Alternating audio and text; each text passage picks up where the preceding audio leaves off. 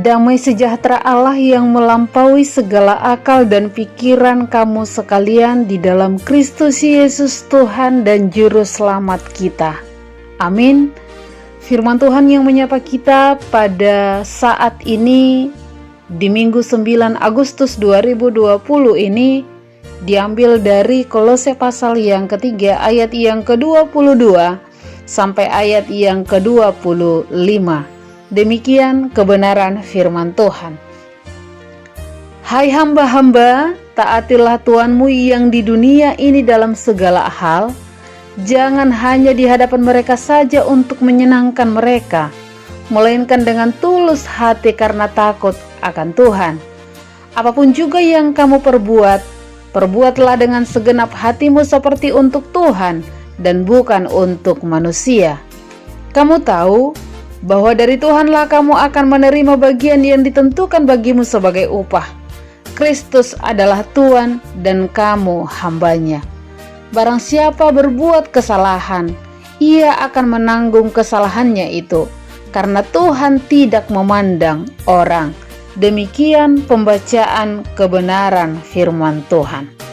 Bapak, Ibu, saudara-saudariku yang terkasih di dalam nama Tuhan Yesus Kristus. Tema kita pada minggu ini adalah bekerja untuk Tuhan. Apa yang dimaksud dengan kata bekerja? Bekerja berasal dari kata dasar kerja. Menurut KBBI, kerja adalah kegiatan melakukan sesuatu. Sesuatu dilakukan untuk mencari nafkah, mata pencaharian. Dengan demikian, kerja adalah penggunaan segala sesuatu yang dimiliki manusia untuk mendapatkan segala kebutuhan atau nafkah dan bahkan menjadi pencaharian manusia. Bagi sebagian orang, tujuan bekerja itu adalah untuk memperoleh uang, untuk memperoleh gaji, untuk memperoleh pendapatan, untuk memperoleh keuntungan, dan lain sebagainya, dan lain sebagainya.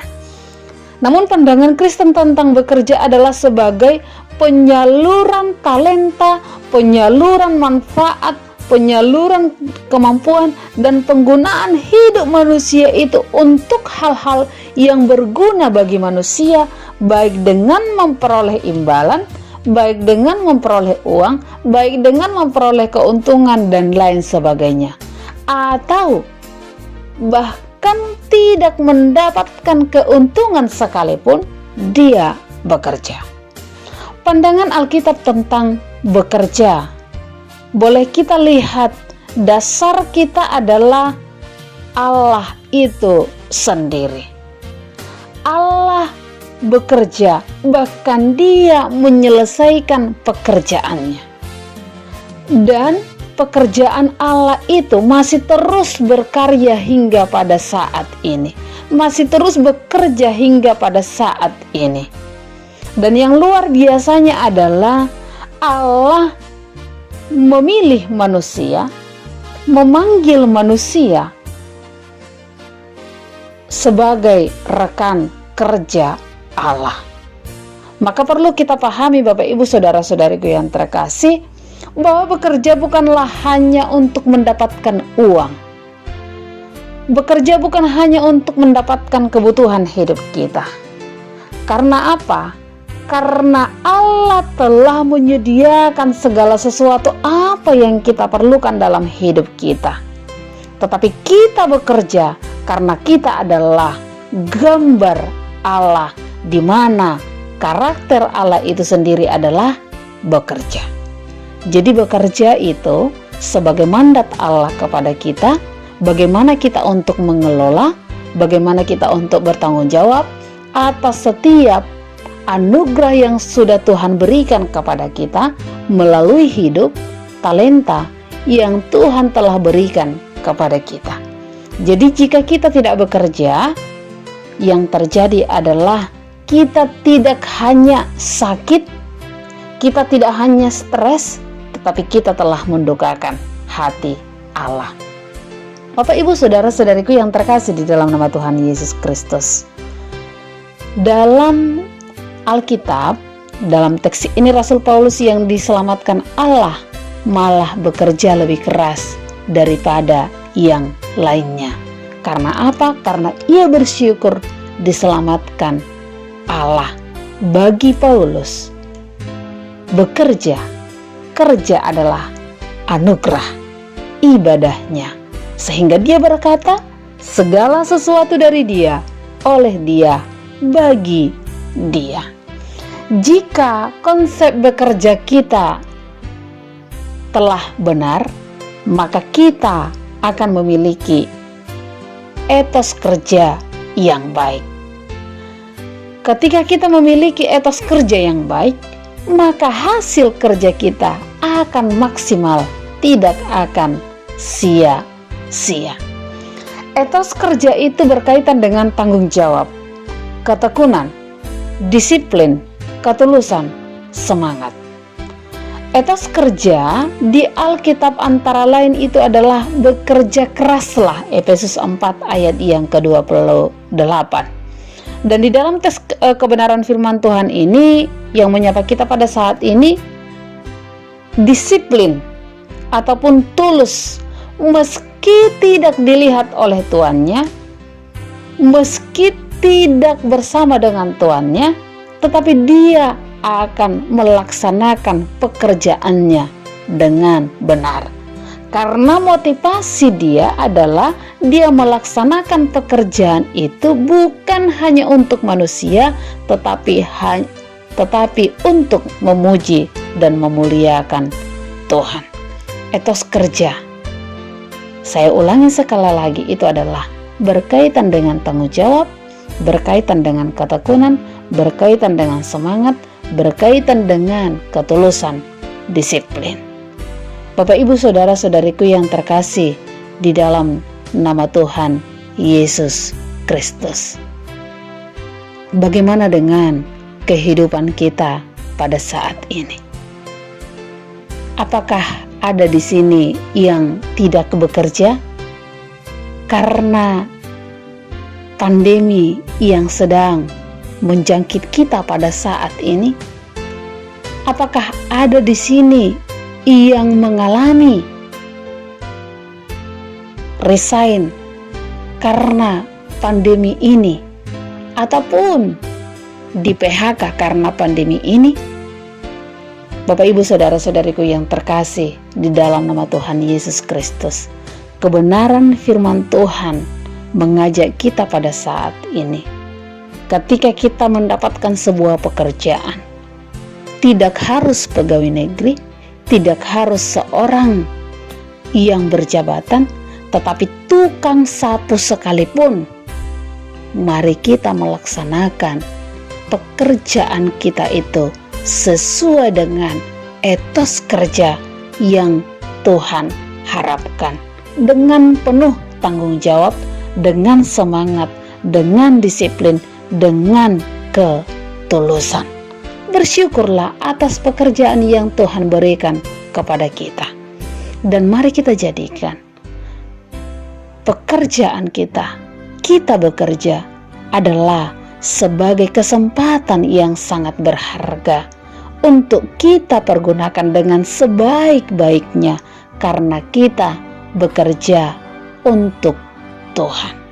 Bapak, Ibu, saudara-saudariku yang terkasih di dalam nama Tuhan Yesus Kristus, di masa pandemi ini, nats renungan kita mengajak kita pada saat ini, bagaimana kita untuk melakukan pekerjaan kita, bagaimana kita untuk bekerja dan melakukan pekerjaan kita dengan segenap hati kita, entah itu sebagai seorang pelayan, entah itu sebagai seorang PNS, entah itu sebagai pegawai swasta, entah itu hidup di tengah-tengah keluarga, bermasyarakat dan lain sebagainya. Mari kita lakukan itu semua dengan segenap hati kita. Saya yakin dan percaya semua kita menghadapi dampak daripada pandemi COVID-19 ini. Mungkin ada yang tidak lagi bekerja atau di PHK. Mungkin ada yang ekonominya menjadi merosot. Mungkin ada yang jualannya tidak laku. Mungkin ada yang gajinya tidak jelas. Mungkin ada hutang yang semakin melilit. Bahkan ada planning yang sudah batal ataupun bahkan tertunda dan lain sebagainya. Firman Tuhan yang menguatkan kita pada saat ini melalui kebenaran firman Tuhan, saat Tuhan masih mengizinkan kepada kita, memberikan kesempatan kepada kita untuk bekerja, sekecil apapun pekerjaan kita itu, mari kita buat itu untuk memuji dan memuliakan nama Tuhan. Bersyukurlah untuk pekerjaan yang Tuhan berikan, yang kita dapatkan pada saat ini. Itu yang pertama sekali. Bapak Ibu saudara-saudariku yang terkasih, selanjutnya adalah boleh kita pahami di dalam perjanjian lama ini ada dua posisi yang berkaitan dengan pekerjaan, yakni itu adalah tuan dan hamba. Tuan adalah pemilik banyak harta maupun kekayaan, sehingga tidak mungkin dia mengerjakan semua urusan kekayaannya. Sedangkan hamba adalah orang yang dipekerjakan oleh sang tuan dengan imbalan upah agar dia dapat membutuhi keperluan hidupnya. Di zaman dahulu, kehidupan para hamba mengalami banyak kesulitan, banyak tantangan, bahkan banyak penderitaan. Mereka diterpa oleh berbagai-bagai beban berat, bahkan hak asasinya tidak dihargai. Di situasi yang seperti itu, di dalam diri mereka ada kerinduan. Kapankah penderitaan ini bisa berakhir? Kapankah kami bisa lepas dari ikatan perhambaan ini? Kapankah kami menjadi orang yang merdeka atau bebas? Seorang hamba yang memiliki kerinduan, itulah makanya Paulus menjadikan para hamba menjadi sasaran dan tujuan fokus pembinaannya, pengajarannya pada saat ini. Agar apa? Agar para hamba tahu kedudukannya sebagai seorang hamba, tahu tugas dan tanggung jawabnya, tahu siapa yang mereka layani dan siapa yang mereka sama siapa mereka bekerja. Tahu agar mereka disukai oleh yang mempekerjakannya ataupun tuannya. Karena apa Bapak Ibu saudara-saudariku yang terkasih di dalam nama Tuhan Yesus Kristus, sering ditemukan ketidakadilan antara para tuan memperlakukan hamba, baik dalam volume kerja maupun imbalan atau upah atas pekerjaannya. Sehingga banyak para hamba mengerjakan pekerjaannya itu tidak dari hati, tidak sungguh-sungguh, bahkan seperti yang disebutkan dalam nats kita ini, hanya taat saat di hadapan Tuhan. Setelah tuannya pergi, ia santai-santai, tidur-tiduran, dan bermalas-malasan. Omana didokona atong ya holan mangoloi dia dopan ni tuana, omana didokna biar hatoban molo dihalak batak bermental budak. Yang tentu ini adalah sangat merusak kepribadian kita sebagai anak-anak Allah. Sungguh ada cerita seperti ada satu cerita Bapak Ibu saudara-saudariku yang terkasih, di dalam satu musim, yaitu adalah musim menanam di satu perkampungan, yang mana perkampungan ini mayoritas pendapatan mereka itu adalah bercocok tanam, yaitu padi. Bapak Ibu saudara-saudariku yang terkasih di dalam nama Tuhan Yesus Kristus, di dalam bercocok tanam ini, di dalam menanam padi ini, mereka biasanya saling membantu satu dengan yang lainnya dengan molo dihutanami di dokon marsiada pari. Bahkan ada juga yang gaji yang sistem gajian. Dia membalas, dia mendapatkan keuntungan dengan mendapatkan gaji, yang lainnya dia membalasnya dengan tenaga, dimana di dokon marsi ada pari. Di suatu waktu mereka melaksanakan bekerja, yaitu dengan marbabo eme, ya, manangna mengambil rumput daripada padi itu. Di situasi itu, di keadaan itu, seorang pemilik padi tersebut, dia berusaha untuk menservis para pekerjanya, ya. Kalau mungkin di tempat lain hanya menyediakan makanan dan minuman saja, hanya makan siang saja, tetapi kalau dia buat lagi servis yang lain. Ketika beristirahat, dia membuat snacknya berupa minum teh manis atau kopi dan juga goreng. Ketika sudah ada waktunya untuk break ataupun istirahat, dia memberikan snack tersebut dan dia layani para pekerjanya. Setelah itu dia meninggalkan para pekerjanya tersebut. Dia yakin dan percaya mereka akan melaksanakan pekerjaannya itu hingga selesai. Tidak seperti yang dipikirkannya. Tidak lama setelah dia berlalu, di tengah-tengah kesibukan para pekerjanya melaksanakan pekerjaannya tersebut, ada seorang gadis yang lewat dari tempat mereka bekerja. Salah satu di antara mereka bertanya, "Ih, itu anak siapa ya? Ai boruni sedoi puang," katanya. Dia berdiri, dan salah satu merespon dari mereka, berdiri juga. "Ih boruni siano doarawai." Mungkin itu anaknya Siano. Yang lain lagi merespon, "Oh tidak, gak mungkin seperti itu anaknya itu, mungkin boruni siano doi." Akhirnya mereka bercerita hingga mereka tidak sadar, ya, mereka yang sudah bekerja, semua yang sudah bekerja pada saat itu tidak lagi melanjutkan pekerjaannya, tetapi mereka menjadi bercerita, mempertanyakan, anak gadis siapakah itu yang sudah lewat itu? Anak gadis siapakah yang sudah lewat itu?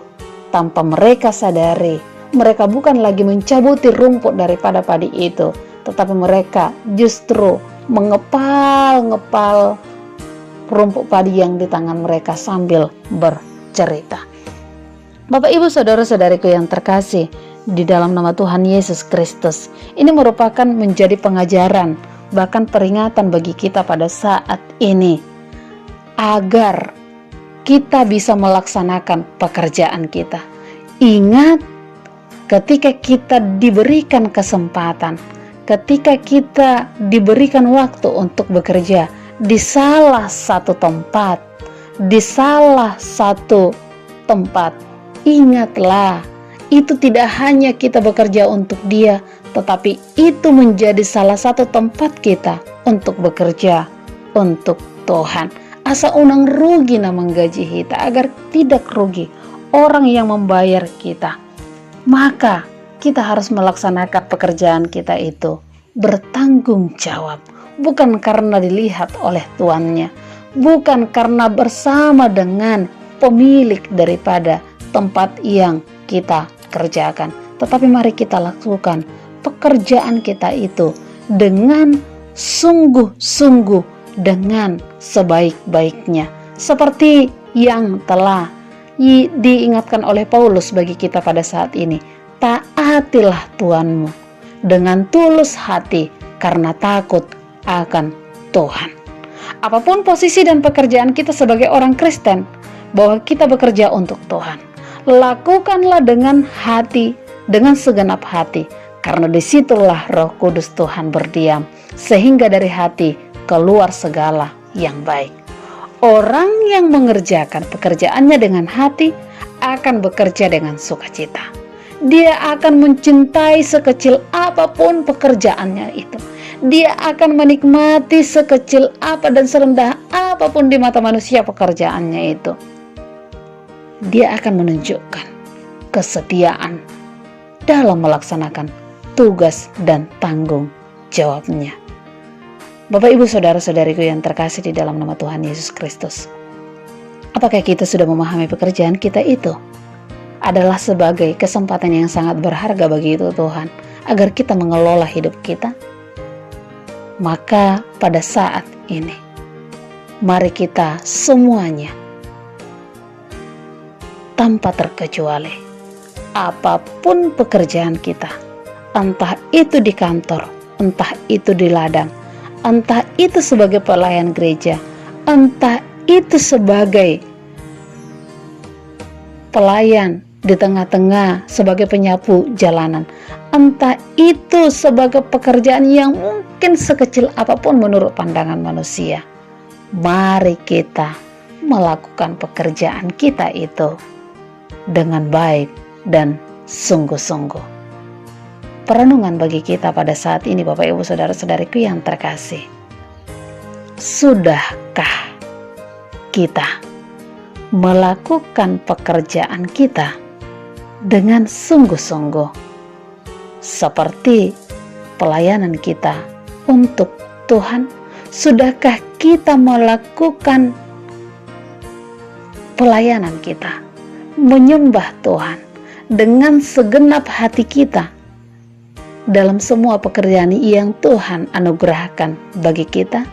Sudahkah kita melakukan yang terbaik kita dalam menjalani dan mengelola pekerjaan dan kehidupan yang penuh dengan jerih payah ini? Ingat, Tuhan mengingatkan kita, Tuhan yang melihat, Tuhan yang lebih tahu motivasi dan kesungguhan hati kita.